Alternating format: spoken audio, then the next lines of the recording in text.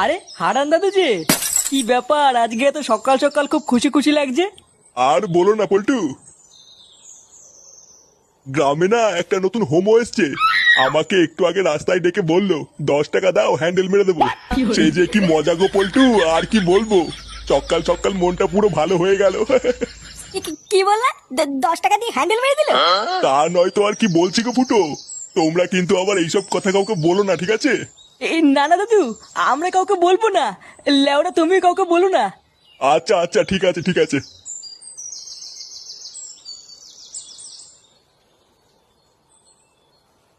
বাড়া কি বলে গেল? গ্রামে একটা নতুন হোমো এসছে, 10 টাকা দিয়ে হ্যান্ডেল মেরে দিল? পল্টুদা, এটা ফুটো শালার কাজ না তো? আমারও তো বাড়া তাই মনে হচ্ছে রে। ভাগ্যিস হারান দাদু জানে না ওটা ফুটো শালা, না হলে তো গ্রামে ফুটো সম্মানী টাকনি পড়ে যেত রে। বাড়া, চুদির ভাই তলে তলে এই ব্যবসা করছে। ফুটো, তুই কোনো চিন্তা করিস না। তোর শালাকে এই গ্রামে কেউ চেনে না, কোনো সমস্যা হবে না। হ্যাঁ, তুই কোনো চিন্তা করিস না। চল মদনের দোকান থেকে চা খেয়ে আসি।